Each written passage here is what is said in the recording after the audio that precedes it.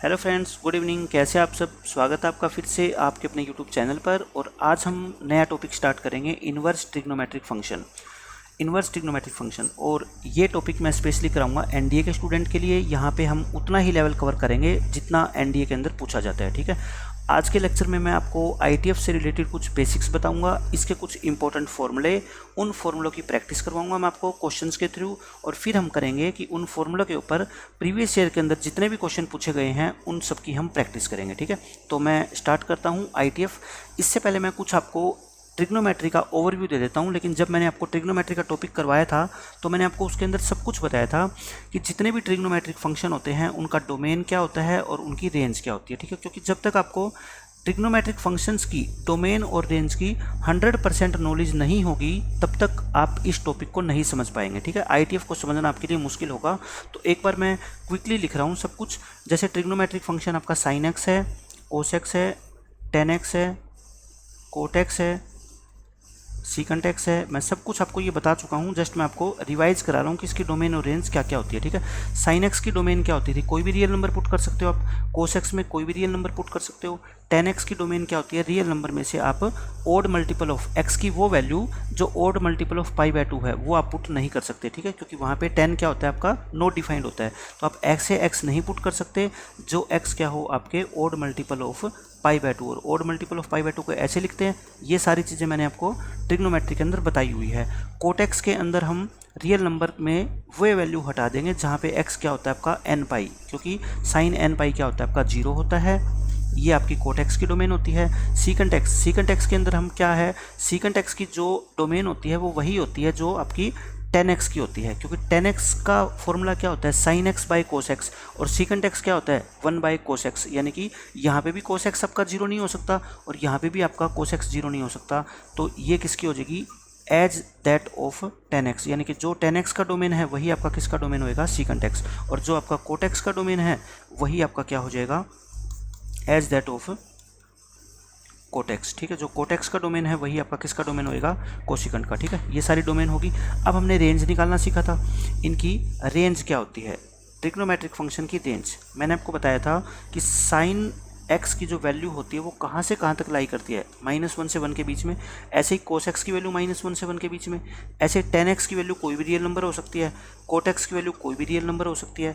Secant x की value कहाँ से कहाँ तक लाई करती है? देखो, सीकेंट एक्स क्या होता है आपका? कोस एक्स का रेसिप्रोकल होता है ना। यानी कि इसकी वैल्यू -1 और 1 के बीच में नहीं होगी। या तो ये क्या होगी? 1 या 1 से बड़ी, और या फिर क्या होगी? -1 या -1 से छोटी। सिमिलरली कोसिकेंट एक्स 1 या 1 से बड़ी या फिर -1 या -1 से छोटी, ठीक है। तो ये मैंने आपको क्विक ओवरव्यू दिया है ट्रिग्नोमेट्रिक फंक्शन की डोमेन और रेंज का। अब हम बात करते हैं अपना मेन टॉपिक जो आज का है, इन्वर्स ट्रिग्नोमेट्रिक फंक्शन। देखो, इन्वर्स ट्रिग्नोमेट्रिक फंक्शन का मीनिंग सीधा सीधा ये है कि जितने भी ट्रिग्नोमेट्रिक फंक्शन होते हैं ना उनका इन्वर्स निकालना। जैसे मैंने आपको फंक्शंस के अंदर किसी भी फंक्शन का इन्वर्स निकालना सिखाया था। जैसे मान लो हमारे को f(x) गिवन होता था 2x - 3, है ना। और हम क्या निकालते थे वहाँ से? f इन्वर्स x निकालते थे। हम f इन्वर्स x निकालते थे।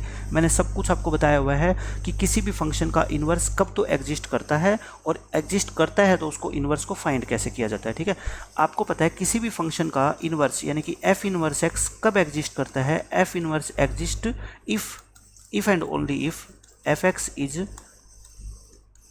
बाइजेक्टिव। ये क्या होता है आपका? बाइजेक्टिव फंक्शन होता है। बाइजेक्टिव का मतलब होता है 1 1 प्लस में ऑन 2। अगर फंक्शन 1 1 होगा और ऑन 2 होगा तभी उस फंक्शन का इन्वर्स एग्जिस्ट करेगा, अदरवाइज नहीं करेगा। अब आप कहोगे सर आपने जब फंक्शन पढ़ाया था तो हमें बताया था कि जितने भी ट्रिग्नोमेट्रिक फंक्शन होते हैं, एनी f(x) कोई भी ट्रिग्नोमेट्रिक फंक्शन हो, f(x) आपका कोई भी ट्रिग्नोमेट्रिक फंक्शन होता है, ये सारे के सारे फंक्शन क्या होते हैं? पीरियोडिक होते हैं। और पीरियोडिक फंक्शन का तो मतलब होता है कि वो 1 1 नहीं होते। तो फिर हम क्यों बात कर रहे हैं इन्वर्स ट्रिग्नोमेट्रिक फंक्शन की, कि ट्रिग्नोमेट्रिक फंक्शन का इन्वर्स हम क्यों पढ़ रहे हैं? तो मैं आपको बताता हूँ। कोई भी फंक्शन हो, अगर हम उसके डोमेन को रीडिफाइन कर दें, जैसे मान लो साइन एक्स का डोमेन क्या होता है आपका? साइन एक्स का डोमेन होता है रियल नंबर, है ना, ऑल रियल नंबर्स। यानी कि x की आप कोई भी रियल नंबर पुट कर सकते हो। हम इसको साइन एक्स को पूरे के पूरे रियल नंबर्स के सेट में ना रीड करके अगर हम इसके डोमेन को छोटा कर दें, हम डोमेन को रीडिफाइन कर दें, यानी कि रिस्ट्रिक्ट अगर हम कर दें, तो हम इस फंक्शन को क्या बना सकते हैं, इसका इन्वर्स निकाल सकते हैं। मतलब ये फंक्शन बाइजेक्टिव हो जाएगा अगर हम इसके डोमेन को क्या कर दें, छोटा कर दें। तो अब मैं आपको वही बताऊंगा कि किस फंक्शन के डोमेन को क्या आप लोगे कि उस फंक्शन का इन्वर्स एग्जिस्ट करे। ठीक है, देखो मैं आपको बता देता हूँ, एनडीए के अंदर बहुत हाई लेवल के क्वेश्चन किसी भी टॉपिक से नहीं पूछे जाते, बेसिक चीज़ें पूछी जाती है, क्योंकि आपको पता है कि 2.5 घंटे के अंदर 120 क्वेश्चन सोल्व करना, एग्जामिनर ये कभी भी नहीं चाहेगा कि बच्चे से कैलकुलेशन करवाई जाए। अगर आपको हर चैप्टर के पूरी की पूरी 100% थ्योरी आती है और बेसिक क्वेश्चन उसके अगर आपको आते हैं, तो बहुत इजीली आप मोर देन 100 क्वेश्चंस एनडीए में सोल्व कर सकते हो। ठीक है, तो मैं उस हिसाब से आपको बताऊंगा कि पेपर में आने वाला ना तो कोई क्वेश्चन आपका छूटे एनडीए के अंदर जो आईटीएफ से आएगा, और फॉर्मूले को मैं ऐसे याद करने का आपको तरीका बताऊंगा कि उसको आप आसानी से क्या है याद भी कर पाएँ और पेपर के अंदर उनको अप्लाई भी कर पाएँ। एप्लीकेशन आप कब सीखते हो फॉर्मूलों की, जब आप खुद से क्वेश्चन की प्रैक्टिस करते हैं और फिर प्रीवियस ईयर पेपर में देखते हैं कि उन फॉर्मूलों के ऊपर बेस्ड क्वेश्चन कैसे आए हुए हैं। और ये दोनों काम ही आपके लिए मैं करने वाला हूँ, मैं आपको प्रैक्टिस भी कराऊंगा और प्रीवियस ईयर के क्वेश्चन भी कराऊंगा। ठीक है, ताकि आपको पता लगता रहे साथ साथ में कि फॉर्मूला के ऊपर बेस्ड क्वेश्चन कैसे आते हैं। तो अब मैं आपको बताता हूँ, मैं आपको एक एग्जांपल सिर्फ देके बताता हूँ। मान लो फंक्शन आपका है साइन इनवर्स एक्स, फंक्शन आपका क्या है, साइन इनवर्स एक्स। जैसे आपको पता है सबको कि साइन एक्स का जो ग्राफ होता है वो कैसे होता है, साइन एक्स के ग्राफ की बात कर रहे हैं हम। ठीक है, मान लो ये आपका क्या है, साइन एक्स का ग्राफ है, ये क्या है 0, ये पाई, ये 2 पाई, ये आपका क्या है माइनस पाई, और ये क्या है आपका माइनस 2 पाई। ये फंक्शन क्या है, साइन एक्स का ग्राफ है। अगर हम बात करें कि साइन एक्स की जो हाईएस्ट वैल्यू है वो किस पे होती है, आपकी पाई/2 पे होती है, ये पाई/2 है, और ये आपकी लोएस्ट वैल्यू -1 ये किस पे होती है, आपकी -पाई/2 पे होती है। तो मैं कहता हूँ अगर मैं x की वैल्यू को सिर्फ कंसीडर करूँ -पाई/2 से पाई/2 के बीच में, यानी कि सिर्फ इतनी इस ग्राफ को अगर हम कंसीडर करें, बाकी ग्राफ को भूल जाओ, सिर्फ इतने ग्राफ को कंसीडर करें, तो ये ग्राफ आपका क्या है, उस फंक्शन का ग्राफ है जहाँ पे फंक्शन क्या है आपका 1 भी है और ऑन टू भी है। ठीक है, तो ये मतलब होता है कि डोमेन को आप क्या कर दो, छोटा कर दो। पूरे रियल नंबर पे देखने के बजाय सिर्फ आपने डोमेन को कहाँ से कहाँ तक देखा, -पाई/2 से पाई/2 तक आपने देखा। ठीक है, तो इस फंक्शन का जो ग्राफ होगा ना वो क्या होगा, आपका 1 भी होगा और ऑन टू भी होगा। तो बस यही सारी कहानी है कि आपको डोमेन को छोटा करना है। ठीक है, तो आपको हर एक चीज़ का प्रूफ सीखने की जरूरत नहीं है, क्योंकि कितने भी आप प्रूफ सीख लेना, अल्टीमेटली कुछ फॉर्मूले को आपको एग्जाम के लिए याद रखना पड़ेगा और उनकी प्रैक्टिस करनी पड़ेगी। लेकिन ये सारा काम आपके लिए मैं करने वाला हूँ, सब फॉर्मूले मैं आपको बताऊंगा, उनको याद रखने का आसान तरीका क्या है वो भी मैं आपको बताऊंगा, सब प्रैक्टिस भी मैं कराऊंगा। तो कभी भी अपने दिमाग में ये मत रखना कि हर फॉर्मूले का हमें प्रूफ सीखना जरूरी है, क्योंकि एनडीए में उस लेवल के क्वेश्चन पूछे ही नहीं जाते हैं कि आपको फॉर्मूले के प्रूफ सीखने की जरूरत पड़े। ठीक है, तो अब सबसे जरूरी जो है इनवर्स ट्रिग्नोमेट्रिक फंक्शंस के अंदर है वो है इन सभी फंक्शंस की डोमेन और रेंज। इन सभी फंक्शन की क्या, डोमेन और रेंज। डोमेन और रेंज निकालने का मैं आपको सबसे आसान तरीका भी बताऊंगा। उससे पहले सिर्फ मैं आपको 2 चीज़ें बता देता हूं कि क्या ज़रूरी है आपके लिए जानना। जैसे साइन इनवर्स एक्स, जितने भी 6 ट्रिग्नोमेट्रिक फंक्शन है उन सब का हम इनवर्स पढ़ेंगे। जैसे साइन एक्स का इनवर्स जो होगा वो sine inverse x, cos inverse x, tan inverse x, फिर cot inverse x, secant inverse x और कोसिकंट इनवर्स एक्स। ये हमने 6 के 6 आईटीएफ लिख दिए, इनवर्स ट्रिग्नोमेट्रिक फंक्शन लिख दिए। मैं इसमें आपको एक बात सिर्फ बताना चाहता हूँ जो सबसे इंपॉर्टेंट रोल प्ले करेगी, sign inverse x, tan inverse x और सीकंट इनवर्स एक्स। जो ये तीनों फंक्शन होते हैं ना आपके, जो ये तीनों फंक्शन है ये क्या होते हैं आपके, इंक्रीजिंग फंक्शन होते हैं। ये क्या होते हैं, इंक्रीजिंग फंक्शन। आप कैलकुलस का यूज करके चेक भी कर सकते हो कि ये इंक्रीजिंग फंक्शन क्यों होते हैं, कैसे होते हैं। जैसे मान लो y इक्वल टू आपका क्या है, साइन इनवर्स एक्स है। ठीक है, तो dy/dx निकाल लो। डेरिवेटिव क्या होता है साइन इनवर्स एक्स का, 1/√1 - x²। अब मुझे बताओ अपने डोमेन के अंदर ये वाली वैल्यू तो क्या होती है, ऑलवेज पॉजिटिव होती है, और 1 वैसे ही क्या होता है, ग्रेटर देन इक्वल टू, ये भी क्या है, पॉजिटिव। तो मतलब ये पूरी वैल्यू क्या है आपकी, ग्रेटर देन इक्वल टू 0 है। और जब फंक्शन की उसके डेरिवेटिव की value greater than equal to 0 होती है तो हम क्या कहते हैं, फंक्शन क्या है आपका, इंक्रीजिंग फंक्शन है। फंक्शन कैसे है आपका, इंक्रीजिंग है। ऐसे आप सभी के सभी फंक्शन का प्रूफ कर सकते हैं। जैसे y equal to ten inverse x है, तो टेन इनवर्स एक्स का डेरिवेटिव क्या होता है बताओ मेरे को, आप कहोगे सर 1/1 प्लस एक्स स्क्वायर होता है, और ये भी वैल्यू क्या है आपकी, ग्रेटर देन इक्वल टू 0 है फॉर ऑल एक्स, ठीक है, ये है। तो अब हम कहेंगे कि tan इनवर्स एक्स भी आपका क्या है, इंक्रीजिंग फंक्शन है। तो ये चीज़ आपको क्या है, याद रखनी है, sine inverse x, tan inverse x और सीकंट इनवर्स एक्स, ये तीनों क्या होते हैं, इंक्रीजिंग, और बाकी तीनों के तीनों फंक्शन क्या होते हैं, decreasing. Cos inverse x, cot inverse x, cosecant inverse x, ये तीनों फंक्शन क्या होते हैं, आपके डिक्रीजिंग फंक्शन होते हैं। ये चीज़ आपको कहीं बुक में नहीं लिखी मिलेगी, और अगर लिखी मिलेगी तो इस तरीके से नहीं लिखी मिलेगी कि आप उसको आसानी से याद रख पाओ। वो ट्रिक आपको मैं बताता हूँ। देखो 6 में से 3 फंक्शन ऐसे हैं जिनकी स्टार्टिंग सी से होती है, cos inverse, cot inverse, cosecant inverse, ठीक है। जिनकी स्टार्टिंग सी से होती है वो डिक्रीजिंग फंक्शन है, बाकी तीनों क्या है, इंक्रीजिंग फंक्शन है। एक तो ये तरीका है याद रखने का। एक आप इनको सीरियल के अंदर लिख लो, sine inverse, cos inverse, tan inverse, cot inverse, secant inverse, cosecant inverse. पहला, तीसरा और पांचवा जो ओड नंबर पे आते हैं वो इंक्रीजिंग, और जो इवन नंबर पे आते हैं वो क्या हो जाएंगे, डिक्रीजिंग, ठीक है। प्रूफ मैंने आपको बता दिया 2 का। आप सभी का प्रूफ बहुत ईजिली कर सकते हो, कैलकुलस का यूज करके आप इजीली प्रूव कर सकते हो कि फंक्शन ये डिक्रीजिंग क्यों है, इंक्रीजिंग क्यों है, ठीक है। अब मैं आता हूँ डोमेन और रेंज पर। Domain and range of inverse trigonometric function. 6 के 6 जो इनवर्स ट्रिग्नोमेट्रिक फंक्शन हैं, मैं आपको उन सभी की डोमेन भी बताता हूँ, रेंज भी बताता हूँ, और फिर उनको याद रखने का मैं आपको आसान सा तरीका बताऊंगा कि तरीका क्या है इनको याद रखने का। देखो जब हमने फंक्शन पढ़ा था तो मैंने आपको बताया था, एक हमने फंक्शन था और एक उसका हमने क्या निकाला था, इनवर्स निकाला था। जो फंक्शन का डोमेन होता था वो इसके इनवर्स की क्या बन जाती थी, रेंज बन जाती थी, और जो फंक्शन की रेंज होती थी वो इसके इनवर्स की क्या बन जाता था, डोमेन बन जाता था। ये तो आपने पढ़ा है, ठीक है, फंक्शन के अंदर मैं आपको पढ़ा चुका हूँ। तो मैं आपको कहता हूँ सभी के सभी इनवर्स ट्रिग्नोमेट्रिक फंक्शन की रेंज निकालने का और डोमेन निकालने का अब मैं आपको तरीका बताने वाला हूँ, ठीक है। देखो अभी मैंने आपको क्या बताया पीछे, सभी के सभी 6 जो ट्रिग्नोमेट्रिक फंक्शन है आपके, मैंने उनकी डोमेन आपको बताई और आपको रेंज बताई, ठीक है। तो मैं ये कहता हूँ जो इनकी रेंज है ना, जो भी रेंज है ट्रिग्नोमेट्रिक फंक्शन में आप सारा कुछ पढ़ चुके हो, है ना। जो इनकी रेंज है ये एज इट इज़ आप कॉपी कर देना। क्या, this will be domains of inverse trigonometric function. ये 6 के 6 जो आपके इनवर्स ट्रिग्नोमेट्रिक फंक्शन है, इसी ऑर्डर में साइन इनवर्स, कोस इनवर्स, इसी ऑर्डर के अंदर, ऑर्डर चेंज नहीं करना, ठीक है। ये आप क्या लिख देना, उसके डोमेन में लिख देना। तो यानी कि डोमेन निकालने की समस्या तो आपकी हो गई खत्म, ठीक है। डोमेन निकालने की समस्या क्या होगी, खत्म होगी। अब देखो मैं टेबल बनाता हूँ आपकी इनवर्स ट्रिग्नोमेट्रिक फंक्शन की, और वहाँ पे लिखता हूँ ITF, इनवर्स ट्रिग्नोमेट्रिक फंक्शन। एक तरफ मैं लिखता हूँ डोमेन, एक तरफ रेंज। यहाँ पे इनवर्स ट्रिग्नोमेट्रिक फंक्शन हो गए, sine inverse x, cos inverse x. बार बार आप चीज़ों को लिख के देखोगे आपको सब कुछ याद हो जाएगा। ऐसा कुछ है ही नहीं मैथ्स के अंदर NDA में कि आप उसको याद ना कर पाओ। सीकंट इनवर्स एक्स और कोसिकंट इनवर्स एक्स, ये है। मैंने अभी क्या बताया, जो भी आपके ट्रिग्नोमेट्रिक फंक्शन की डोमेन रेंज थी ना, वो इनकी क्या हो जाएगी, डोमेन हो जाएगी, ठीक है। यहाँ लिख दो डोमेन और यहाँ लिख दो रेंज। अब मुझे आप बता दो फटाफट कि ट्रिग्नोमेट्रिक फंक्शन की रेंज क्या थी। आप कहोगे सर साइन एक्स की रेंज क्या होती थी, -1 से 1, लिख दो यहाँ पे। कोस एक्स की रेंज क्या होती थी, -1 से 1। टेन एक्स की रेंज क्या होती थी, रियल नंबर। कोट एक्स की रेंज क्या होती थी, रियल नंबर। सीकंट एक्स की रेंज क्या होती थी, या तो x 1 या 1 से बड़ा होगा, या आपका -1 या -1 से छोटा होगा। सेम कोसिकंट के लिए यही चीज़ है ना। तो देखो डोमेन निकालना तो बिल्कुल आसान है।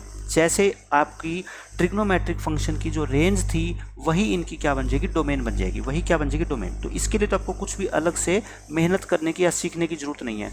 अब सबसे इम्पोर्टेंट जो चीज़ आती है ना, ये मोस्ट इंपॉर्टेंट, आप याद रख लेना मेरी इस बात को, ठीक है। सबसे इंपॉर्टेंट है ये क्या, रेंज निकालना। किसकी रेंज, इनवर्स ट्रिग्नोमेट्रिक फंक्शन की रेंज निकालना सबसे इंपॉर्टेंट है, और इसके ऊपर एग्जाम में सबसे ज़्यादा क्वेश्चन भी पूछे जाते हैं।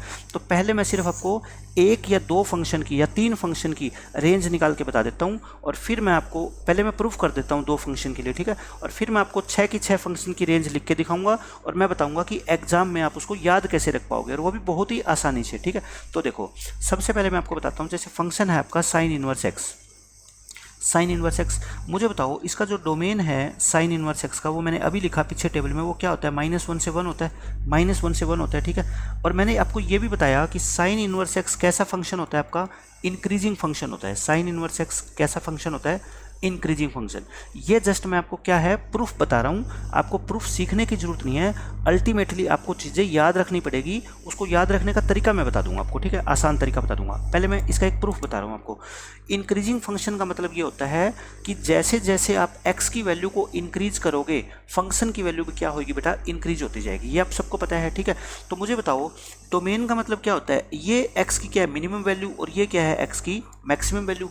तो फंक्शन इंक्रीजिंग है, इसका मतलब y की जो मिनिमम वैल्यू होगी वो कहाँ पे होगी बताओ, at x is equal to -1, और y की जो मैक्सिमम वैल्यू होगी वो क्या होगी, at x is equal to 1। इसमें तो कोई डाउट नहीं है, ये तो कैलकुलस में आप पढ़ चुके हो एप्लीकेशन ऑफ डेरिवेटिव में कि मैक्सिमम और मिनिमम वैल्यू का मतलब क्या होता है, ठीक है। अब बताओ मेरे को, जब मैं x को -1 पुट करूँगा, x को जब मैं -1 पुट करूँगा, मैं इसको क्या लिख सकता हूँ, x is equal to sine y, है ना। x इज इक्वल टू क्या लिख सकता हूँ इसको मैं, साइन वाई।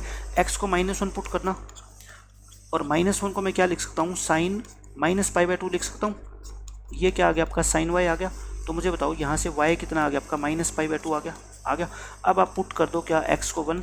जब आप x को 1 पुट करोगे तो y आपका कितना आएगा, π/2। यानी कि मैं ये कहना चाहता हूँ, आपने x को -1 पुट किया तो y की वैल्यू कितनी आई, -π/2, और x को जब 1 पुट करोगे तो y की वैल्यू कितनी आई आपकी, π/2। अच्छा, फंक्शन इंक्रीजिंग है, तो इंक्रीजिंग है तो आप कहोगे सर अगर हम x की कोई भी वैल्यू -1 और 1 के बीच में पुट करेंगे ना, तो जो y की वैल्यू आएगी ना वो -π/2 और π/2 के बीच में ही आनी है, ठीक है, क्योंकि ये तो डेफिनेशन ही कहती है इंक्रीजिंग फंक्शन की।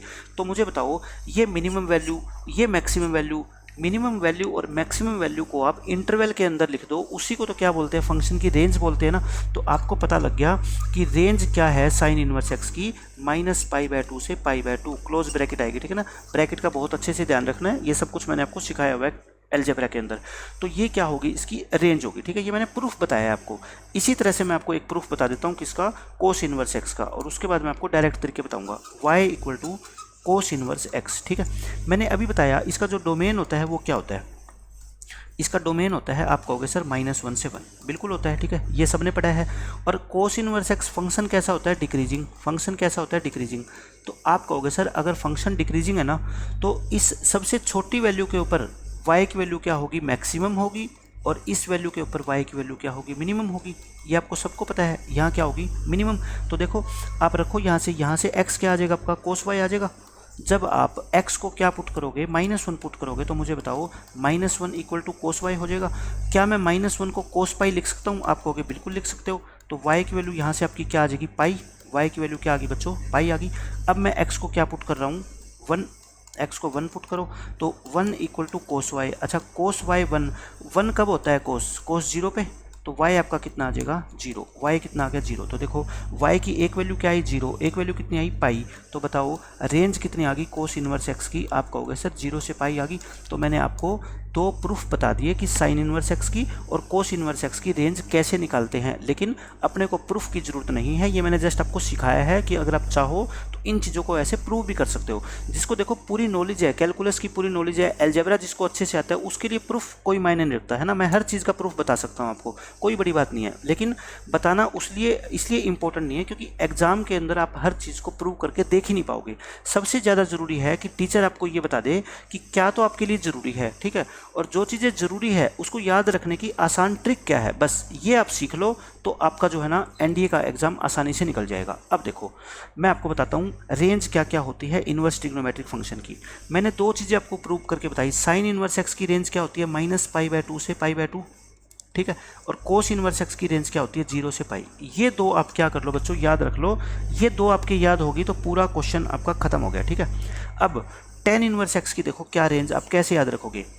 टेन इनवर्स एक्स की रेंज याद रखने का तरीका ये है, जो साइन इनवर्स एक्स की रेंज होती है ना, वहाँ पे तो क्या क्लोज ब्रैकेट है, यहाँ पे क्या कर दो, ओपन ब्रैकेट कर दो। दोनों तरफ क्या कर दो बच्चों, ओपन ब्रैकेट। आसान है याद रखने का तरीका। कोट इनवर्स एक्स की जो रेंज होगी, जो कोस इनवर्स एक्स की रेंज है ना, उस पर क्या कर दो आप, ओपन ब्रैकेट लगा दो, होगी याद, बिल्कुल आसान है ये तो, ठीक है। जो सीकंट इनवर्स एक्स की रेंज है वो कैसे निकालोगे, आप मुझे बताओ। सीकंट एक्स किसका रेसिप्रोकल होता है, आप कहोगे सर कोस एक्स का रेसिप्रोकल फंक्शन है क्या सीकंट एक्स। अच्छा, कोस इनवर्स की जो रेंज है वो कितनी है, 0 से पाई है, तो ये क्या लिख दो आप, 0 से पाई लिख दिया हमने, ठीक है।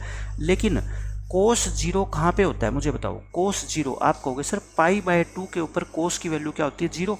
तो सीकेंट की वैल्यू क्या हो जाएगी, π/2 पे नॉट डिफाइंड हो जाएगी। तो यहाँ से आप क्या घटा दो, π/2 को हटा दो, π/2 को क्या कर दो, हटा दो। यानी कि जितने भी जीरो से पाई के बीच में जितने भी नंबर आते हैं उसमें से π/2 हटा दो, ये क्या बन जाएगी, उसकी रेंज बन जाएगी। ऐसे ही कोसिकेंट किसका रेसिप्रोकल फंक्शन होता है, आप कहोगे सर साइन का। अच्छा साइन की रेंज तो क्या होती है फिर, साइन इनवर्स एक्स की -π/2 से π/2। और साइन जीरो कहाँ पे होता है, जीरो पे। तो इसमें से क्या हटा दो आप, जीरो हटा दो। मैं कहता हूँ इससे आसान तरीका इनवर्स ट्रिग्नोमेट्रिक फंक्शन की डोमेन और रेंज को निकालने का या याद रखने का नहीं हो सकता। आप वीडियो को दोबारा सुनना, मैंने जो जो चीज़ें बताई है वो आप एक बार रिपीट करना और फिर 2-3 बार इसको लिख के देख लेना। 10 मिनट के अंदर अंदर आपको सब डोमेन और रेंज अच्छे से याद हो जाएगी। और जो इस पूरे इनवर्स ट्रिग्नोमेट्रिक फंक्शन का जो टॉपिक है हमारा, इसका सबसे इंपॉर्टेंट पार्ट है डोमेन और रेंज। ठीक है, अब आप सोच रहे होंगे कि इन डोमेन का या इन रेंज का फ़ायदा क्या है, कि कैसे हमारे को क्वेश्चन के अंदर यूज़ करना है इस डोमेन का या इस रेंज का। अब मैं आपको वो बताता हूँ। ठीक है, देखो 1-2 क्वेश्चन के थ्रू मैं आपको बताता हूँ ताकि आप ये समझ पाओ कि जो मैंने डोमेन और रेंज आपको सिखाई है वो क्वेश्चन में हम कैसे अप्लाई करेंगे। जैसे मान लो क्वेश्चन आ गया पेपर में कि सोल्व करो। सोल्व करने का मतलब इसको वैल्यू निकालो इसकी, किसकी value, sine inverse sine of π/3। आपको मैंने कह दिया कि इसकी वैल्यू निकालो। जिस बच्चे को डोमेन और रेंज की नॉलेज नहीं होगी वो बच्चा इस क्वेश्चन का आंसर सही निकाल देगा 100%। ठीक है, लेकिन इस क्वेश्चन का आंसर वो आप ये मान लो कि 5% ही चांस है कि तुक्के से वो इसका आंसर सही तो बेशक निकाल दे, अदरवाइज कंसेप्ट का यूज करके वो इस क्वेश्चन का आंसर सही नहीं निकाल पाएगा। बच्चों के दिमाग में एक ही बात होती है, क्या, कि साइन से साइन इनवर्स काट दो और आंसर कितना आ गया, π/3। और इसमें भी साइन से साइन इनवर्स काट दो, आंसर कितना आ गया, 2π/3। लेकिन मैं कहता हूँ इसको यूज मत करना आप कभी भी लाइफ में। ठीक है, डोंट यूज दिस। यूज करेंगे लेकिन वाइजली यूज करेंगे, अपनी बुद्धि का इस्तेमाल करके फिर हम यूज करेंगे इसको। ठीक है, मैंने आपको बताया, देखो इसका मतलब क्या है, साइन इनवर्स ऑफ साइन π/3। यहाँ पे कुछ भी लिखा हो, यहाँ पे कुछ भी लिखा हो, आप ये मान लो कि ये बॉक्स है, साइन इनवर्स ऑफ बॉक्स। इस बॉक्स के अंदर आप कुछ भी लिख दो, जो आपका मन करे, उससे कोई फर्क नहीं पड़ता। ठीक है, आप कुछ भी लिख दो। इसकी जो वैल्यू है ना वो कहाँ से कहाँ तक आएगी, मेरे को तो बस ये बता दो। आप कहोगे सर आपने अभी बताया था कि साइन इनवर्स एक्स की जो रेंज होती है ना वो तो -π/2 से π/2 के बीच में आती है। तो मैं कहता हूँ फिर साइन इनवर्स एक्स इस बॉक्स में आप कुछ भी लिख देना, इसका आंसर मेरे को चाहिए -π/2 से π/2 के बीच में। इससे बाहर आंसर अगर आ गया तो मैं कहता हूँ ये तो आपने क्वेश्चन ही गलत कर दिया, क्योंकि साइन इनवर्स एक्स की जो रेंज होती है आपने उसका आंसर उससे बाहर निकाल दिया, तो फिर इसका मतलब आपका क्वेश्चन क्या है, गलत है। तो बस यही चीज़ आपको याद रखनी है कि रेंज से बाहर आंसर नहीं आएगा। तो आप कहोगे तो फिर कैसे निकालें हम, मैं कहता हूँ आप इसको डायरेक्ट कैंसिल कर देना। डायरेक्ट कैंसिल कर देना कब, जब आपको ये लगे कि जो इसका आंसर है वो क्या आ रहा है, इसकी रेंज में आ रहा है। मुझे बताओ π/3 का मतलब क्या होता है, 60 डिग्री। क्या 60 डिग्री इस रेंज के अंदर लाई नहीं करता, आप कहोगे सर बिल्कुल करता है। तो इसका मतलब आपका क्वेश्चन ठीक है, ये आपका जो क्वेश्चन है आपने जो सोल्व किया है ये इसका सॉल्यूशन सही है। ठीक है, अब हम बात करते हैं अपने सेकंड क्वेश्चन की, साइन इनवर्स साइन 2π/3। अब आप कहोगे सर यहाँ पे तो फिर गड़बड़ होगी। आपने कहा था कि साइन और साइन इनवर्स को तभी कैंसिल करना है जब जो ये आंसर है ना ये लाई करे किससे, -π/2 से π/2 के बीच में। लेकिन हमें पता है कि ये तो 120 डिग्री होता है और 120 डिग्री तो 90 डिग्री से क्या होता है, बड़ा होता है। इसका मतलब फिर इसका आंसर तो ये नहीं आ सकता, इसका आंसर 2π/3 नहीं आ सकता, ये तो फिक्स है। बस अब मैं आपको ये सिखाऊंगा कि 2π/3 नहीं आ सकता तो फिर क्या आएगा और वो कैसे आएगा। ठीक है, ये सबसे इंपॉर्टेंट चीज़ है। पहले तो मेरे को आपको ये बताना था कि आंसर क्या नहीं आ सकता। कभी भी आपके क्वेश्चन में ऐसा आए कि साइन इनवर्स साइन 2π/3 इसकी वैल्यू क्या होगी और आपके ऑप्शन में ये आ जाए, ऑप्शन में ये आ जाए कि 2π/3, तो सबसे पहले आप यही टिक कर देना कि यही वैल्यू तो नहीं हो सकती, 2π/3 तो बिल्कुल नहीं हो सकती। क्यों, क्योंकि ये वैल्यू तो इसकी रेंज में है ही नहीं। ठीक है, तो अब मैं आपको बताता हूँ इन क्वेश्चंस को सोल्व करने का सबसे बेस्ट मेथड क्या है। ठीक है, उसके लिए मैं आपको क्या है 3 फॉर्मूले बताता हूँ। ये फॉर्मूले बच्चों आप याद रख लेना, यूँ लगा लो पूरे इन्वर्स ट्रिग्नोमेट्रिक फंक्शन का हार्ट है ये। ठीक है, अगर ये चीज़ें आप याद नहीं रख पाए तो फिर क्वेश्चंस को सोल्व करने में आपको मुश्किल आएगी। जैसे देखो साइन इनवर्स एक्स के अंदर अगर क्या आ जाए, एक्स की जगह -x आ जाए, ऐसे ही कोस इनवर्स -x आ जाए, ट्रिग्नोमेट्री में मैंने आपको पढ़ाया था ना कि कोस माइनस थीटा और सीकंट माइनस थीटा क्या होता है आपका पॉजिटिव कोस थीटा और पॉजिटिव सीकंट थीटा होते हैं, और बाकी सभी का माइनस क्या होता है बाहर आ जाता है। ऐसे ही मैं इसके अंदर आपको बताने वाला हूँ sine cos tan inverse minus x. ये वो चीज़ें हैं बच्चों आपको बुक में लिखी मिलेगी, लेकिन अलग अलग जगह के ऊपर लिखी मिलेगी, और उस तरीके से आपको कोई नहीं बताएगा कि एग्ज़ाम में इनको अप्लाई भी हम कर सकें और याद भी इनको हम आसानी से रख पाएँ। लेकिन आज के बाद आपकी ये सारी समस्या खत्म होने वाली है, क्योंकि मैं आपको तरीका बताऊंगा कि इसको याद कैसे रखना है और इसको अप्लाई कैसे करना है। ठीक है, ये दोनों चीज़ें इंपॉर्टेंट होती है, सीकंट इनवर्स माइनस एक्स और कोसिकंट इनवर्स माइनस एक्स। अब देखो मैं कहता हूँ सबसे पहला इनवर्स ट्रिग्नोमेट्रिक फंक्शन कौन सा है, आपका हो गया सर साइन इनवर्स एक्स, और इसका रेसिप्रोकल यानी कि सबसे लास्ट कौन सा है कोसिकंट इनवर्स एक्स। याद रह जाएगा, कोई प्रॉब्लम नहीं है। और टेन इनवर्स एक्स या टेन एक्स तो एक ऐसा फंक्शन है जो हम बचपन से पढ़ते आए हैं, बचपन का मतलब मेरा है 10th क्लास से पढ़ते आए हैं, ये तो सबसे इंपॉर्टेंट होता है। तो मैं याद रखने की एक ट्रिक बता रहा हूँ आपको, ठीक है।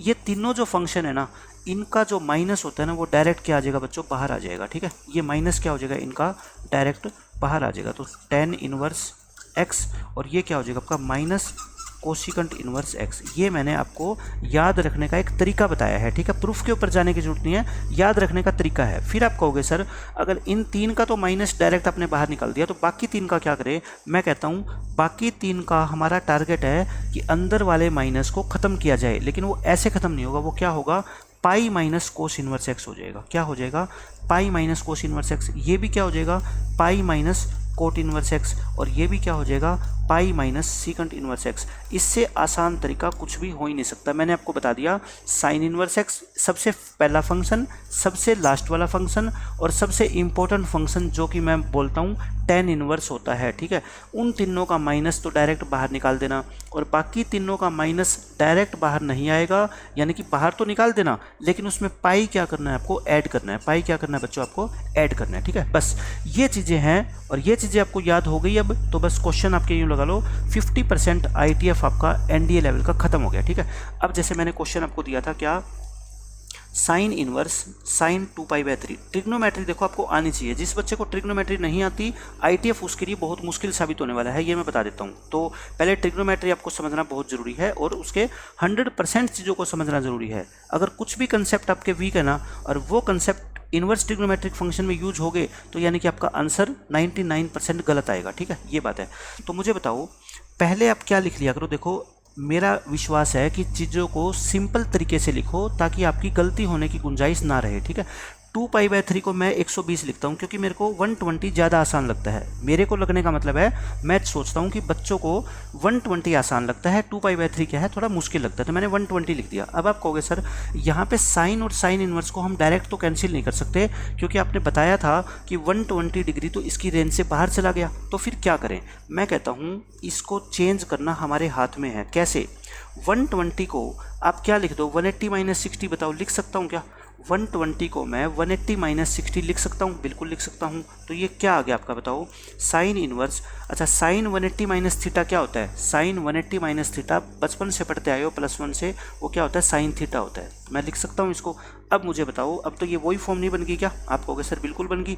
ये तो 60 डिग्री जो है वो इसकी रेंज में आ गया, इसकी रेंज के अंदर आ गया है ना, -π/2 से π/2 के बीच में। और तो हमारा यही क्या हो जाएगा, इस क्वेश्चन का आंसर हो जाएगा। यही बच्चों क्या हो जाएगा, इस क्वेश्चन का आंसर हो जाएगा। और मैं सभी क्वेश्चंस को अब ऐसे ही सोल्व करवाने वाला हूँ। ठीक है, ये फर्स्ट एग्जाम्पल।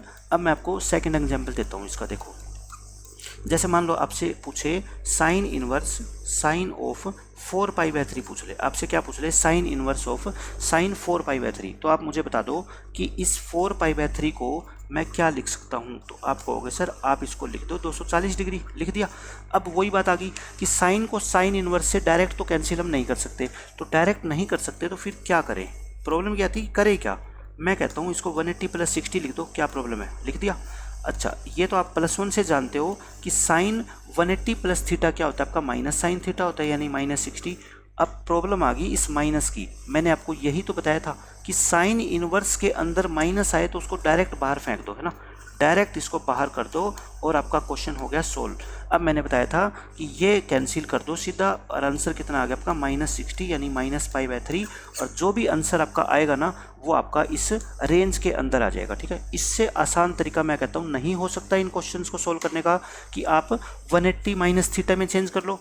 अंदर वाले एंगल को या तो 180 माइनस थीटा लिख लो या 180 प्लस थीटा लिख लो या 360 माइनस थीटा लिख लो। ठीक है, 90 और 270 मत लिखना। 90 और 270 मैं इसलिए नहीं लिखता क्योंकि उससे फिर साइन किस में चेंज हो जाएगा, कोस में, टेन किस में चेंज हो जाएगा, कोट में। तो इसलिए आप कोशिश करो कि 180 minus theta, 180 plus theta, 360 minus theta इस फॉर्म में लिख लो तो आपका आंसर 100% करेक्ट आएगा और बिल्कुल आसानी से आएगा। ठीक है, तो आई थिंक ये चीज़ें आपको समझ में आ गई होगी।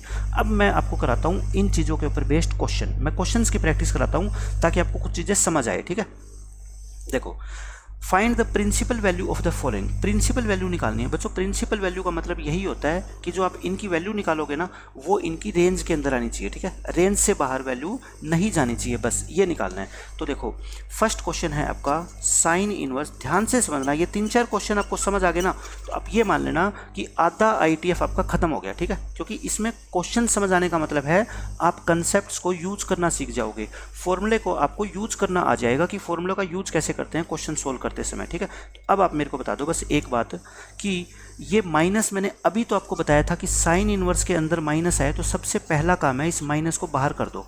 ये माइनस क्या हो जाएगा आपका बाहर, आसानी से बाहर हो गया, कुछ नहीं कहा इसने, ये माइनस आसानी से बाहर हो गया। अब मेरा टारगेट है इस साइन इनवर्स √3/2 की वैल्यू निकालना। मुझे पता है अगर बाहर साइन इनवर्स x, ये साइन इनवर्स है ना, अंदर अगर मैं साइन बनाने में कामयाब हो जाऊं तो मैं साइन को साइन इनवर्स से कैंसिल कर दूंगा और हमारा आंसर आ जाएगा। तो आप कहोगे सर आपने मान लो यहाँ पे साइन लिख दिया तो एंगल कितना लिखूँ कि √3/2 हो जाए। आप कहोगे सर ये तो बचपन से पढ़ते आए हैं कि साइन 60 कितना होता है, √3/2 होता है। तो मैं कहता हूँ फिर तो आंसर आ गया, साइन से साइन इनवर्स कैंसिल कर दो, कितना आ गया -60 यानी -π/3। और बताओ क्या -π/3 इसकी रेंज में लाई नहीं करता क्या? आप कहोगे बिल्कुल करता है। अगर करता है तो बस आंसर आ गया और कुछ भी सोचने की जरूरत है ही नहीं आपको। ठीक है, ये हमारा क्या आ गया, आंसर आ गया। अब इसका दूसरा मेथड मैं आपको बता देता हूँ, 1-2 क्वेश्चन को सोल्व करने का आप दूसरा मेथड भी फॉलो कर सकते हैं। देखो, इसके अंदर मैंने आपको क्या बताया कि हमने गिवन एक्सप्रेशन को सिंप्लीफाई करके ये लिख दिया। ठीक है, आपको इसकी वैल्यू निकालनी है। आपको किसकी वैल्यू निकालनी है? साइन इनवर्स √3/2 की। आप साइन इनवर्स √3/2 को कुछ भी मान लो, आपने इसको मान लो थीटा मान लिया, तो मुझे बताओ √3/2 किसके इक्वल आएगा? Sine theta. अच्छा, √3/2 को क्या मैं साइन 60 लिख सकता हूँ क्या? आप कहोगे सर बिल्कुल लिख सकते हो। तो थीटा यहाँ से कितना आ गया आपका 60, थीटा 60 आ गया तो बताओ ये कितना आ गया? तो फिर -60, तो -60 यानी कि -π/3 आ गया ना आंसर। तो आप ऐसे भी कर सकते हो, आपको इस तरह से भी करना आना चाहिए, दोनों का मीनिंग एक ही है, करने का तरीका बस अलग है। ठीक है, अब देखो नेक्स्ट क्वेश्चन, इसका सेकेंड पार्ट देखो क्वेश्चन का। सेकेंड पार्ट में आपको ये सोल्व करना है। ठीक है, तो मैं पहले क्या करता हूँ, जब भी आप मैथमेटिक्स में कुछ क्वेश्चंस को सोल्व करते हैं ना, एक्सप्रेशन को, आप यहाँ अंदर वाली वैल्यू से स्टार्ट किया करो। ठीक है, सोल्व करना अंदर से बाहर की तरफ जाया करो, आपका क्वेश्चन बिल्कुल आसान हो जाएगा। टेंजेंट ऑफ -5, बताओ π/4 कितना होता है? आप कहोगे सर 45 डिग्री होता है। मैं कहता हूँ जब रेडियन है ना, रेडियन में आपको डिग्री को कन्वर्ट करना सीख लो आप, उससे क्या है क्वेश्चन हमारे को आसान लगने लगता है, बस यही है। ठीक है, अब आप मेरे को बता दो, टेंजेंट के अंदर जब माइनस होता है तो मैंने आपको ट्रिग्नोमेट्री में बताया था कि माइनस क्या होता है, डायरेक्ट बाहर आ जाता है। तो मैं इसको टेंजेंट 225 लिख दूं क्या? आप कहोगे सर बिल्कुल लिख दो। अच्छा, ये माइनस बाहर आ जाएगा साइन इनवर्स से भी, है ना। और टेंजेंट, अब देखो प्रॉब्लम ये है कि ये 225 डिग्री की वैल्यू हम नहीं जानते, तो क्या आप 180 + 45 नहीं लिख सकते? इसको बिल्कुल लिख सकते हो। अब बताओ ये थर्ड क्वाड्रेंट के अंदर टेंजेंट 180 + थीटा क्या होता है आपका? tan थीटा ही तो होता है, यानी कि tan 45 आ गया। और tan 45 तो बच्चा भी जानता है कितना होता है, 1 होता है। तो बस क्वेश्चन सोल्व हो गया। माइनस साइन इनवर्स 1 को आप क्या लिख दो? साइन π/2 लिख दे। बताओ 1 को आप साइन 90 नहीं लिख सकते क्या? बिल्कुल लिख सकते हैं। मैंने साइन ही क्यों लिखा? क्योंकि मैं साइन को साइन इनवर्स से कैंसिल करना चाहता हूँ। ठीक है, आंसर कितना आ गया अपना? -π/2। और आप ये जरूर चेक कर लिया करो, क्या ये आंसर साइन इनवर्स x की रेंज जो कि ये होती है लाई करता है क्या? आप कहोगे सर बिल्कुल करता है। करता है तो अपना आंसर क्या है? सही है। कब सही है? जब हमारी ये कैलकुलेशन क्या होगी? 100% ओके होगी, तभी ये सही है। और मेरी कैलकुलेशन ये सही है, आंसर ये सही है बिल्कुल। ठीक है, अब देखो नेक्स्ट थर्ड पार्ट इसका। साइन इनवर्स, मैंने कहा कितनी भी बड़ी एक्सप्रेशन आपको दे रखी हो, आप है ना अंदर से स्टार्ट किया करो सोल्व करना। और ये क्वेश्चन देखो, पहले वाला क्वेश्चन ही तो है बिल्कुल एज इट इज, ये मैंने सोल्व कराया था। इसकी वैल्यू मैंने क्या निकाली थी, -π/6 निकाली थी, ठीक है। अभी हमने सोल्व किया 2 मिनट पहले। तो बताओ ये एक्सप्रेशन सिंप्लीफाई करके क्या होगी, यहाँ तक पहुँच गए हम। अब बताओ कोस माइनस थीटा कोस थीटा होता है, यानी कि अगर अंदर आपको कोस के माइनस लगे तो उसको क्या है, हटा दो। कोस π/6 कोस 30, और बताओ मेरे को कोस 30 कितना होता है, कोस 30 की वैल्यू आप कहोगे सर √3/2 होती है। अब अपना ये आ गया सिंप्लीफाई करके। अब मुझे बताओ इसको मैं साइन लिख दूं, क्यों लिखता हूं मैं साइन, ताकि साइन से साइन इनवर्स में कैंसिल कर सकूं। अच्छा साइन के आगे एंगल कितना लगाऊं कि √3/2 बन जाए, आप कहोगे सर 60 डिग्री लगा दो। आंसर कितना आ गया 60 डिग्री, और 60 डिग्री को क्या बोलते हैं, π/3। और जब भी आप क्वेश्चन सोल्व करते हो ना, फॉर्मूले को याद रखने का तरीका आसान है कि हर बार आप लिख के देखा करो, अपने आप को बोला करो कि क्या ये जो आंसर आया है ये -π/2 से π/2 के बीच में आया है क्या।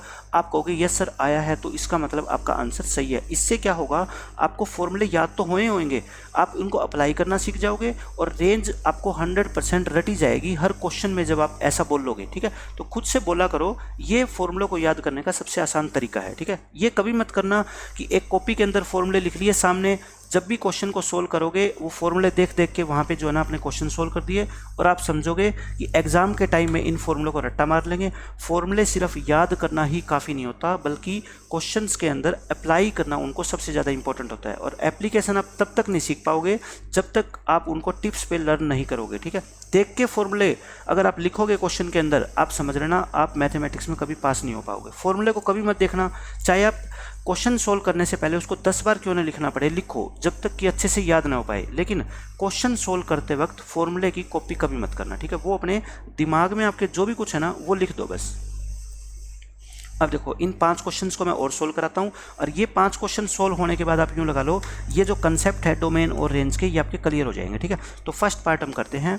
फर्स्ट पार्ट आपका क्या है, कोस इनवर्स कोस 5π/4। 5π/4 को मैं सिंप्लीफाई फॉर्म में 225 लिखता हूँ, ठीक है। अभी मैंने आपको बताया, अभी हम किसके एग्जाम्पल कर रहे थे, साइन के। अब किसका आ गया, कोस का। मैं कहता हूँ मैं कोस को कोस इनवर्स से डायरेक्ट कैंसिल कर सकता था, कब, जब जो ये इसका आंसर है ना 225 डिग्री, ये इसकी रेंज में आता। और कोस इनवर्स की रेंज तो क्या होती है, 0 से π, यानी कि 0 से 180 डिग्री। लेकिन 225 डिग्री तो 0 से 180 के बीच में नहीं है, ये तो 180 से बड़ा है। इसका मतलब ये हुआ सीधा सीधा कि मैं इसको डायरेक्ट कैंसिल तो नहीं कर सकता। जो बच्चा डायरेक्ट कैंसिल करेगा उसका आंसर तो गलत आ गया, ये तो कन्फर्म है, ठीक है। अब आप कहोगे सर तो डायरेक्ट कैंसिल ना करें तो ये बता दो बस सोल्व कैसे करें। मैं कहता हूँ इसको 180 + 45 नहीं लिख सकते क्या, आप कहोगे बिल्कुल लिख सकते हैं। अब ये बताओ, ये तो ट्रिग्नोमेट्री बन गई। कोस 180 + थीटा थर्ड क्वाड्रेंट में क्या होता है, माइनस कोस थीटा होता है। अच्छा अभी मैंने आपको बताया था एक चीज़ बहुत इंपॉर्टेंट, मैंने आपको बताया था ये कि कोस इनवर्स के अंदर माइनस आए तो ये माइनस बाहर डायरेक्ट नहीं आएगा, पाई क्या होएगा इसमें ऐड होएगा, ठीक है। बस इतनी चीज़ आपको याद रहनी चाहिए और आपका क्वेश्चन हो गया ख़त्म। पाई का मतलब क्या होता है 180, ये कोस से कोस इनवर्स ख़त्म, ये 180 में से 45 गया 135, और 135 क्या होता है बच्चों 3π/4 होता है, और 3π/4 ही आपका इस क्वेश्चन का करेक्ट आंसर है, ठीक है। अब मुझे बता दो कि क्या ये 3π/4 यानी कि 130 डिग्री क्या 0 से 180 के बीच में लाई नहीं करता, क्या आप कहोगे सर बिल्कुल करता है, तो इसका मतलब आपका आंसर ठीक है। अब हर बार खुद से बोलो कि जो हमने आंसर निकाला है क्या वो इसकी रेंज में लाई करता है। इससे क्या होगा, आपका क्वेश्चन गलत भी नहीं होगा। बाय चांस कैलकुलेशन में मिस्टेक के कारण आपने इसका आंसर रेंज से बाहर निकाल दिया, ठीक है, और आपको ध्यान नहीं रहा और आपने उसको टिक कर दिया, तो आपका आंसर देखो गलत हो गया। लेकिन अगर आपके मन में ये आदत होएगी ना कि पूछने की कि क्या जो मैंने आंसर निकाला है वो रेंज में लाई करता है क्या, और रेंज में लाई नहीं किया, तो आप दो तरीके से सोचोगे कि या तो आपने कोई कंसेप्चुअल मिस्टेक की है या आपकी कैलकुलेशन में मिस्टेक है, यानी कि आप उस आंसर को तो टिक नहीं करोगे जो गलत है ना, ये कन्फर्म है। इसलिए ये हैबिट बनाओ कि जो भी आप आंसर निकालो और जिनके बारे में आपको पता है चीज़ों के बारे में, आप खुद से सवाल पूछो कि जो मैंने आंसर निकाला है क्या वो जो उसकी रेंज है उसमें लाइक करता है क्या। अगर करता है तो आप टिक कर दो, नहीं करता तो इसका मतलब फिर से आप उस क्वेश्चन को रिवाइज करो, ठीक है। अब देखो सेकेंड क्वेश्चन, कोस इनवर्स, ये तो बिल्कुल आसान क्वेश्चन है। कोस π/4 यानी कि -π/4 है, और ट्रिग्नोमेट्री से आप जानते हो बचपन से कि कोस का जो माइनस होता है वो खत्म हो जाता है। तो बताओ कोस π/4 लिख दूँ क्या, और अब कोस से कोस इनवर्स डायरेक्ट कैंसिल कर दूँ क्या, क्यों, क्योंकि जो वैल्यू आ रही है वो इसकी रेंज में ही तो आ रही है 0 से π में। तो यही आपका इस क्वेश्चन का क्या होगा बच्चों, आंसर हो गया, ठीक है। नेक्स्ट क्वेश्चन देखो, नेक्स्ट क्वेश्चन क्या है, थर्ड क्वेश्चन।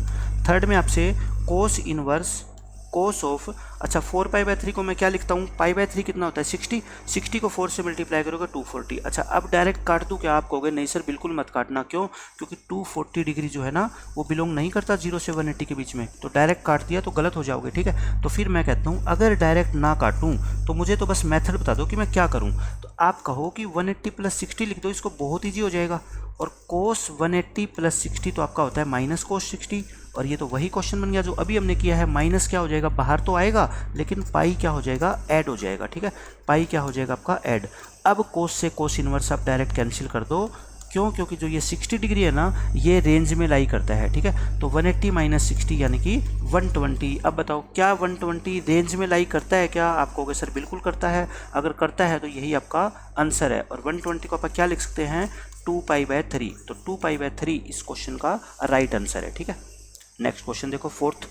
इसमें आपसे कहता है साइन इनवर्स साइन π/3, इसका तो डायरेक्ट ही आंसर आ गया। साइन से साइन इनवर्स कैंसिल कर दो π/3। मैंने डायरेक्ट क्यों कैंसिल कर दिया, क्योंकि मुझे दिख रहा है कि π/3 यानी 60 डिग्री तो -π/2 से π/2 के बीच में ही है, तो बीच में होता है तो आपको कुछ भी करने की जरूरत ही नहीं है, आप सीधा आंसर लिख दो, ठीक है।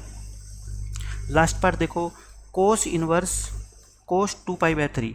अच्छा 2π/3 क्या होता है, 2π/3 आप कहोगे सर होता है 120 डिग्री। अच्छा 120 डिग्री हो गया, तो मुझे बताओ क्या 120 डिग्री कोस इनवर्स की रेंज में लाई नहीं करता, आप कहोगे सर बिल्कुल करता है। अगर करता है तो कुछ भी क्यों सोचते हो फिर ज़्यादा, आंसर ही आ गया आपका 120 डिग्री यानी कि 2π/3। बस मैं इन क्वेश्चन को आपको बिल्कुल बेसिक तरीके से सोल्व करके दिखा रहा हूँ, एग्जाम में थोड़े आप इतना सोल्व करोगे। एग्जाम में तो आपको पता है जैसे ही क्वेश्चन पढ़ा ये इसकी रेंज में है तो आप आंसर क्या लिख दोगे, इसका π/3। जैसे ही क्वेश्चन पढ़ा ये इसकी रेंज में है तो आंसर कितना लिख दोगे, 2π/3। थोड़ी बहुत सॉल्यूशन की जरूरत तो आपको वहाँ पड़ेगी जहाँ ये जो आंसर है वो रेंज के अंदर लाई नहीं करता, तब आपको ये सोचना पड़ेगा कि ये अगर मान लो 240 आ गया तो हम उसको 180 + 60 लिखेंगे, ऐसा करके, ठीक है। तो ये दो क्वेश्चन से आई थिंक आपके सभी कंसेप्ट्स क्लियर हो गए होंगे जो इनकी डोमेन या रेंज से रिलेटेड कंसेप्ट थे, ठीक है। तो हम कुछ और क्वेश्चन देखो प्रैक्टिस करते हैं। अब मैं आपको जो है इसके ये देखो, ये क्वेश्चन भी डोमेन और रेंज से रिलेटेड और बहुत इंपॉर्टेंट क्वेश्चन है। इसमें कहता है if XYZ belongs to -1 to 1, यानी XYZ की वैल्यू जो है ना वो -1 और 1 के बीच में है, such that sine inverse x plus sine inverse y plus sine inverse z equal to -3π/2 आपको दे रखा है, और आपसे वैल्यू पूछी है x² + y² + z²। देखो सबसे पहले तो मैं आपको एक बात बताता हूँ, जो भी क्वेश्चन में कंडीशन गिवन होती है ना, ये वाली कंडीशन जैसे XYZ, इसका आपके लिए एनडीए के हिसाब से मैं बता रहा हूँ, सिर्फ जेडब्ल्यू वाले बच्चे मत सुनना इस बात को, एनडीए के हिसाब से मैं बता रहा हूँ कि इस कंडीशन का आपके लिए कोई बहुत ज़्यादा इंपॉर्टेंस नहीं है। क्यों नहीं है, ये क्यों देता है कंडीशन, मैं आपको बताता हूँ।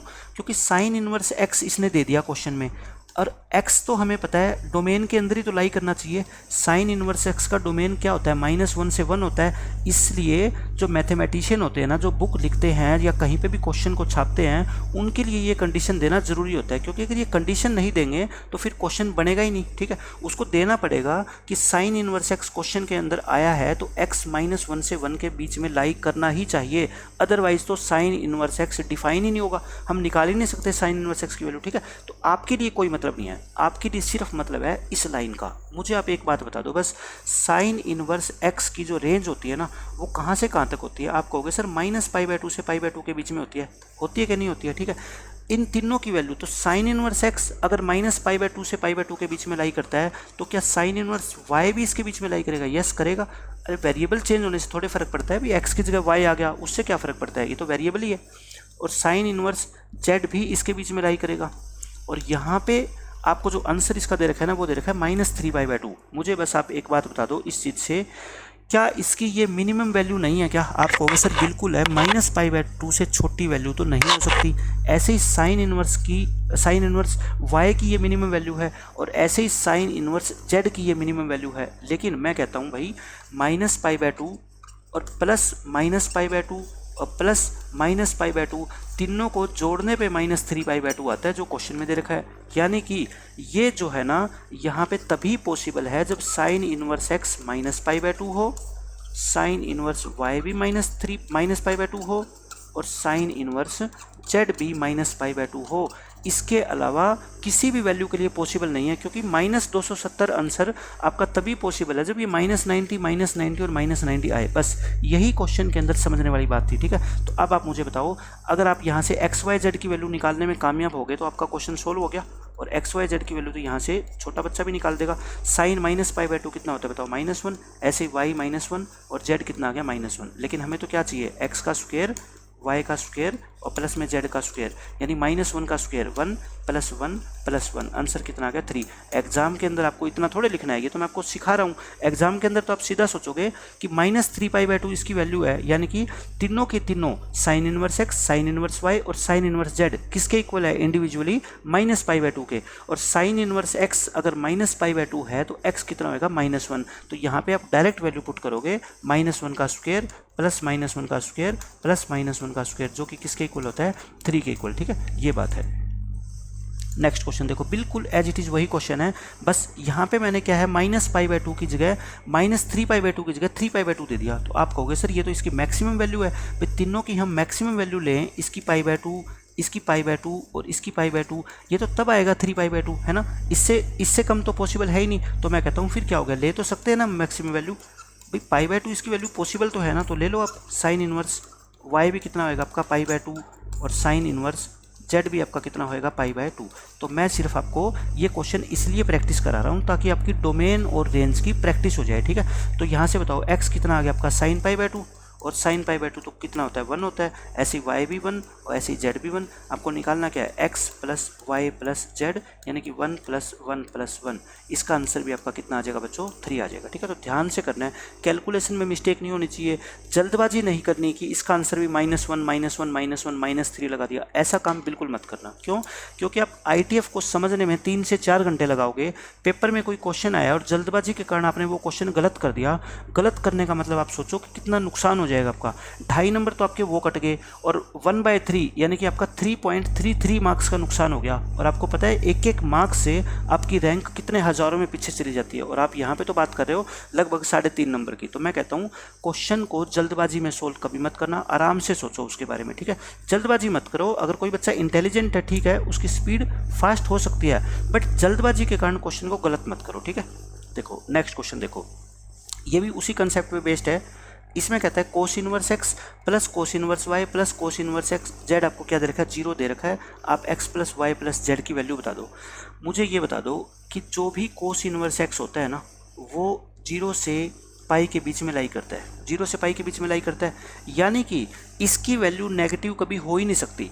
इसकी वैल्यू नेगेटिव कभी हो ही नहीं सकती कोस इनवर्स x की, ठीक है। x को आप चाहे कुछ भी पुट कर लो, for all x belongs to domain, जो भी इसका डोमेन होता है उसमें से x को आप कुछ भी पुट कर लो। जो कोस इनवर्स x की वैल्यू कहाँ से कहाँ तक होगी बताओ, 0 से पाई। अच्छा मुझे बता दो, क्या 0 से पाई के बीच में कभी कोई नेगेटिव वैल्यू लाई करती है? आप कहोगे सर बिल्कुल भी नहीं करती। तो आप ये बता दो फिर इसका आंसर 0 कैसे आ गया?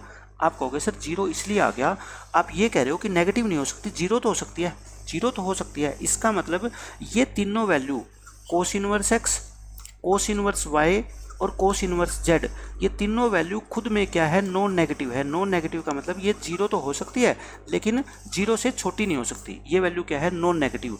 और मैंने अलजेब्रा के अंदर आपको बहुत डिटेल के अंदर समझाया हुआ है कि ये वैल्यू भी नॉन नेगेटिव, ये भी नॉन नेगेटिव और ये भी नॉन नेगेटिव, फिर भी इन तीनों का सम 0 वो तभी पॉसिबल है जब तीनों वैल्यू खुद क्या हो, 0 हो। ये भी 0, ये भी 0 और ये भी 0। अदरवाइज मुझे बता दो 0 कैसे आ जाएगा सम? मैं कहता हूँ ये वैल्यू 0 से छोटी नहीं हो सकती, ये भी 0 से छोटी नहीं हो सकती और ये भी 0 से छोटी नहीं हो सकती, और सम 0 आ गया तो ये तो तभी पॉसिबल है जब तीनों क्या होगी, 0 आएगी, ठीक है। तो बस यही इस क्वेश्चन में मैं आपको समझाना चाहता था कि ये भी 0 होएगा, कोस इनवर्स y भी 0 होएगा और कोस इनवर्स z भी 0 होएगा, ठीक है। तो यहाँ से x कितना आएगा बताओ, कोस 0, और कोस 0 क्या होता है 1, ऐसे ही y भी कितना आएगा 1 और z भी कितना आएगा 1। तो इसका आंसर कितना आ जाएगा बच्चों आपका 3 इस क्वेश्चन का क्या है, राइट आंसर है, ठीक है। तो मैं आपको बिल्कुल डिटेल के अंदर एक एक चीज़ बता रहा हूँ ताकि जिन बच्चों का थोड़ा कंसेप्ट पीछे क्या है, वीक भी है, वो बच्चे भी इन चीज़ों को समझ पाए, ठीक है। ये देखो, अब ये जो है मैं कुछ 3 फॉर्मूले आपको नए बता देता हूँ और इन 3 फॉर्मूलों के ऊपर बेस्ड फिर मैं आपको क्वेश्चन कराऊंगा और फिर हम 3-4 क्वेश्चन करेंगे जो प्रीवियस ईयर के अंदर बिल्कुल 2020 और 2021 के अंदर एनडीए में पूछे गए हैं, ठीक है। तो मैं आपको पहले 3 फॉर्मूले बताता हूँ, बहुत इंपॉर्टेंट है ये, मोस्ट इंपॉर्टेंट, आप लिख लेना अपनी नोटबुक में, ठीक है ना इनको। तो हेडिंग डाल के मोस्ट इंपॉर्टेंट और इनको लिख लेना, और ये तो याद रखने ज़रूरी है ही है। इनके ऊपर बेस्ड क्वेश्चन डायरेक्ट भी पूछे जाते हैं और प्रैक्टिकल क्वेश्चन भी आते हैं। देखो क्या होता है formula, sine inverse x plus cos inverse x, इसकी वैल्यू होती है π/2। Tan inverse x plus cot inverse x, इसकी वैल्यू होती है π/2।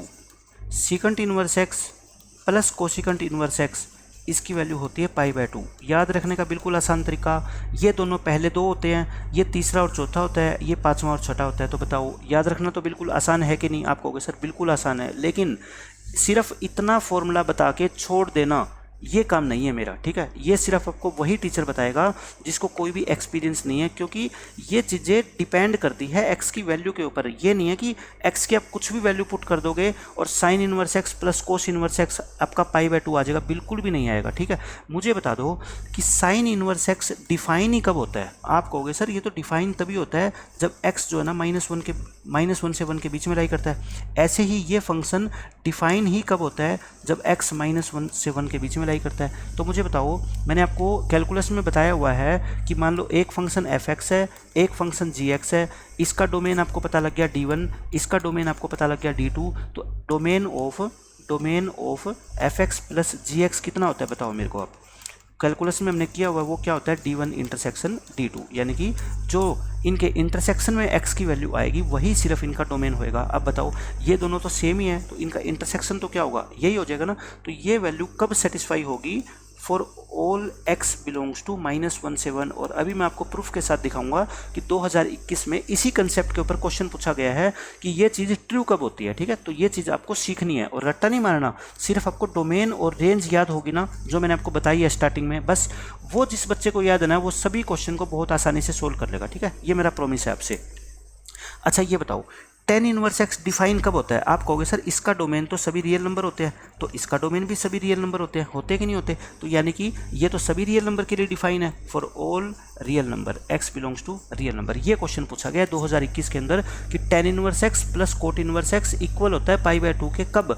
जब x सभी रियल नंबर से बिलोंग करता है, जब x एक प्रॉपर इंटरवल के अंदर लाई करता है। मैं दिखाऊंगा क्वेश्चन आपको। तो बच्चे को अगर ये नहीं पता होगा बात तो वो कंफ्यूज हो जाएगा, तुक्का बेशक लगा दे लेकिन वो एक्यूरेट आंसर तो नहीं निकाल सकता ना। तुक्के से तो मतलब क्या है, 4 में से एक ऑप्शन ठीक होने के चांस तो कितने हैं? 25% ही है ना। लेकिन अगर आपने अच्छे से थ्योरी पढ़ी होगी तो आप इसको देखते ही टिक कर दोगे और 100% आपका आंसर करेक्ट होगा, ठीक है।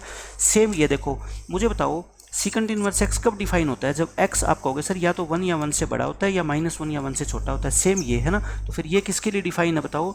जब x या तो 1 या 1 से बड़ा हो या -1 या 1 से छोटा हो। और मैंने आपको अलजेब्रा में बताया हुआ है, इसका दूसरा मतलब ये भी तो होता है ना, x 1 या 1 से बड़ा, इसका मतलब 1 से इन्फिनिटी और यूनियन आपका क्या हो जाएगा? -∞ से -1। तो ये भी आप इसको लिख सकते हो, ठीक है। तो पेपर के अंदर कुछ भी दिया हो सकता है, ऐसे भी लिखा जा सकता है और इंटरवल की फॉर्म में भी लिखा सकता है। तो इनका आपको जो है ना कंफ्यूज नहीं होना, आपको पता होना चाहिए, ठीक है। अब इस फॉर्मूले के ऊपर, इन 3 फॉर्मूले के ऊपर बेस्ड मैं आपको क्वेश्चन कराता हूँ। देखो ये क्वेश्चन है sine inverse x plus sine inverse y equal to है 2π/3 और आपसे पूछ लिया cos inverse x plus cos inverse y. आपको सबसे पहले तो ये देखना है कि पता कैसे लगेगा कि ये फॉर्मूले अप्लाई होंगे। देखो ये साइन इनवर्स एक्स रहा और ये कोस इनवर्स एक्स रहा, है ना। ये साइन इनवर्स वाई और ये कोस इनवर्स वाई। तो मुझे दिख रहा है कि कुछ ऐसा ही है कि साइन इनवर्स एक्स फॉर्मूला क्या होता है बताओ मेरे को आप? Sine inverse theta plus cos inverse theta क्या होता है? π/2, है ना। बस ये थीटा क्या होना चाहिए आपका? -1 से 1 के बीच में होना चाहिए। और यहाँ पे कंडीशन ऐसी गिवन नहीं है तो कोई बात नहीं, हमारे को उसको ध्यान ही नहीं देना, ठीक है। तो आप मुझे बताओ साइन इनवर्स एक्स के साथ क्या होना चाहिए? आप कहोगे सर जहाँ साइन इनवर्स है वहाँ कोस इनवर्स होना ज़रूरी है और एंगल दोनों का सेम होना ज़रूरी है, ठीक है। इतनी बात तो आप मानते हो। तो क्या मैं ऐसा लिख दूँ क्या? Sign inverse x plus cos inverse x, ठीक है। मैं ऐसा क्यों लिख रहा हूँ? क्योंकि मेरे को साइन इनवर्स एक्स तो गिवन है और एक्स कोस इनवर्स एक्स पूछा गया है तो मैंने ये लिख दिया, ठीक है। ऐसे ही sine inverse y plus cos inverse y, मुझे बता दो इसकी वैल्यू क्या है? आप कहोगे सर ये तो π/2 होता है और ये भी π/2 होता है, तो बताओ इन दोनों का सम पाई नहीं हो गया क्या? बिल्कुल हो गया। अब आप बता दो क्वेश्चन में गिवन क्या है आपको? आपको गिवन है sine inverse x plus sine inverse y, यानी कि sine inverse x plus sine inverse y. इसकी वैल्यू कितनी गिवन है? 2π/3 दे रखी है। बच गया क्या? कोस इनवर्स एक्स प्लस में कोस इनवर्स वाई, और जो बच गया वही आपसे पूछा गया। तो देखो आंसर नहीं आ गया क्या आपका? कोस इनवर्स एक्स प्लस में कोस इनवर्स वाई, इसका आंसर क्या आ गया पाई माइनस 2π/3। तो 3π माइनस 2π यानी कि π/3, और यही इस क्वेश्चन का करेक्ट आंसर है। और आप इस क्वेश्चन को ओरली सोल्व कर दोगे एग्जाम के अंदर, तो अगर इसी तरीके से समझोगे जिस तरीके से मैं समझा रहा हूँ तो मेरी गारंटी है ऐसे ऐसे क्वेश्चन को आप ओरली सोल्व करना सीख जाओगे। ठीक है, नेक्स्ट क्वेश्चन देखते हैं। ये सेम उसी कंसेप्ट के ऊपर बेस्ड क्वेश्चन है। देखो आप पढ़ो स्टेटमेंट की क्या कहता है। 4 sine inverse x plus cos inverse x equal to pi है, तो कहता है एक्स की वैल्यू बताओ। मैंने अभी आपको बताया कि मैं तो सिर्फ एक ही फॉर्मूला जानता हूँ कि sine inverse x plus cos inverse x है ना, वो पाई/2 होता है कि नहीं होता। आप कहोगे सर बिल्कुल होता है, ये फॉर्मूला होता है आपका। ठीक है, तो यहाँ तो मेरे पास 4 साइन इनवर्स एक्स है, तो आप कहोगे क्या बात हो गई सर, अगर 4 साइन इनवर्स एक्स है तो मैं इसको पहले तो एज इट इज लिख देता हूँ। मैं 4 साइन इनवर्स एक्स को क्या लिख सकता हूँ, 3 साइन इनवर्स एक्स और प्लस में साइन इनवर्स एक्स, ये तो लिख ही सकता हूँ, कोई डाउट नहीं है। इसको तो बच्चे भी लिख सकते हैं ना ये। अब इसका तो कोई काम है नहीं, इसको तो एज इट इज चलने दो। क्या इसको हम पाई/2 नहीं लिख सकते क्या? आप कहोगे सर बिल्कुल लिख सकते हो, ये तो फॉर्मूला ही होता है। तो 3 साइन इनवर्स एक्स क्या हो गया मुझे बताओ आप, पाई/2, ये क्या लिख दिया मैंने प्लस, पाई में से पाई/2 गया पाई/2, और ये 3 नीचे चला जाएगा, 3 नीचे चला जाएगा तो ये हो गया पाई/6। तो x कितना आ गया बताओ मेरे को, साइन पाई/6, और साइन पाई/6 यानी कि साइन 30, और साइन 30 तो कितना होता है आपका 1/2। तो बताओ कितना मुश्किल क्वेश्चन था, सिर्फ एक फॉर्मूले के ऊपर बेस्ड क्वेश्चन। तो आप मुझसे जितने भी लेक्चर पढ़ोगे ना, मेरी आदत है कि मैं ऐसे ही पढ़ाता हूँ कि पहले तो मैं फॉर्मूले बताऊँगा, फिर उन फॉर्मूलों के ऊपर बेस्ड सारे हर तरह के क्वेश्चन कराऊंगा कि कैसी कैसी वेरिएशन एग्जाम में आपसे पूछी जा सकती है। ठीक है, मैं सब तरह के क्वेश्चन करा दूंगा ताकि आपको जस्ट किसी न किसी बुक से प्रैक्टिस करनी पड़ेगी, बस आपको कंसेप्ट नए सीखने की जरूरत नहीं पड़ेगी। 100% जो बच्चा कहता है कि मेरे को 115 से ज़्यादा क्वेश्चन सोल्व करने हैं, मैं कहता हूँ वो आराम से सोल्व कर सकता है। पूरी की पूरी थ्योरी पढ़ लो जो मैं पढ़ाता हूँ आपको, और सभी कंसेप्ट सीख लो, आप 115 प्लस क्वेश्चन को अटेम्प्ट कर पाओगे। ठीक है, बिल्कुल 2.5 घंटे का टाइम मैं कहता हूँ मोर देन इनफ है। जिस बच्चे ने सब कुछ पढ़ा हुआ है 2.5 घंटे में वो 120 के 120 क्वेश्चन आराम से सोल्व कर सकता है। ठीक है, बट हम 4-5 क्वेश्चन का मार्जिन लेके चलते हैं, जो बहुत लेंथी क्वेश्चन आ जाए या कोई डिफिकल्ट क्वेश्चन आ जाए, कोई बड़ी बात नहीं है कि 120 में से 5 या 7 क्वेश्चन डिफिकल्ट आ जाए। ठीक है, तो 110 क्वेश्चन भी अगर आप सोल्व कर देते हो तो बहुत बड़ी बात है। और मैं कहता हूँ सब कुछ पढ़ लो जो मैं पढ़ाता हूँ। मैं ये नहीं है कि JEE मेंस लेवल तक का आपको पढ़ा दूंगा और फिर कहूँगा कि सब कुछ पढ़ लो, जो आपके लिए पॉसिबल नहीं है। ठीक है, बट मैं NDA लेवल का पढ़ाऊँगा और सब कुछ वो पढ़ाऊँगा जो आपके एग्जाम से रिलेटेड है। ठीक है, अनरिलेटेड चीज़ कोई नहीं पढ़ाऊँगा, और जो पूछी जाती है वो कोई भी छोड़ूंगा नहीं। ठीक है, सब कुछ पढ़ो आप। देखो नेक्स्ट क्वेश्चन बिल्कुल एज इट इज उसी कंसेप्ट पे बेस्ड क्वेश्चन। यहाँ पे साइन इनवर्स और टेन इनवर्स की जगह मैंने क्या दे दिया आपको, सॉरी साइन और कोस की जगह क्या दे दिया, टेन और कोट। तो बिल्कुल एज इट इज वही अप्लाई करो मेथड। इस 2 कोट इनवर्स एक्स को आप लिख दो कोट इनवर्स एक्स और प्लस में कोट इनवर्स एक्स। बताओ लिख सकते हैं? आपको सर बिल्कुल लिख सकते हो। ये क्या दे रखा है आपको 2π/3। अब मुझे बता दो यहाँ से, तो इसको तो आप क्या लिखो π/2 लिखो, क्या लिखो आप इसको π/2 लिख दो। ये कितना आ गया आपका 2π/3। अब बताओ कोट इनवर्स एक्स कितना आ गया आपका, कोट इनवर्स एक्स 2π/3 में से π/2 घटा दो। अच्छा 2π/3 कितना होता है 120, और ये 90, तो कितना आ गया आपका 30। तो x कितना आ गया यहाँ से आपका बताओ कोट 30, और कोट 30 की वैल्यू तो आप सभी जानते हो कितना होता है √3। तो √3 इस क्वेश्चन का क्या है आंसर है। ठीक है, तो समझ आ गए होंगे ऐसे क्वेश्चन। तो ये आज के इन फॉर्मूले के ऊपर बेस्ड मैंने आपको क्वेश्चन करा दिए, जो मैंने आपको तीनों फॉर्मूले बताए हैं। ठीक है, अब हम 3 क्वेश्चन करते हैं जो अभी बिल्कुल लेटेस्ट NDA के एग्जाम में पूछे गए हैं। देखो कहते हैं the equation this has no solution, unique solution, 2 solution और इनफाइनाइट नंबर ऑफ सोल्यूशन। अब आप मेरे को बता दो, जब तक आपने इन कंसेप्ट्स को पढ़ा नहीं होगा तो आप इसको कैसे अप्रोच करोगे, स्टार्टिंग कैसे करोगे इस क्वेश्चन की। लेकिन जिन बच्चों ने कंसेप्ट पढ़ा है ना, वो इसको देखते ही बता देगा कि sine inverse x minus cos inverse x की वैल्यू तो क्वेश्चन वाले ने बता रखी है हमारे को, और एक वैल्यू हम भी जानते हैं कि sine inverse x plus cos inverse x π/2 होता है। तो बताओ यहाँ से क्या आप x की वैल्यू नहीं निकाल सकते? सॉल्यूशन का क्या मतलब होता है, इस इक्वेशन में जिस वेरिएबल का यूज किया गया, और वेरिएबल यहाँ पे क्या है x, तो मुझे x की वैल्यू चाहिए, तो मैं निकाल देता हूँ। ये कैंसिल हो गया, ऐड कर रहा हूँ मैं 2 साइन इनवर्स एक्स। अच्छा ये कितना हो गया 30 और 90 कितना होता है 120।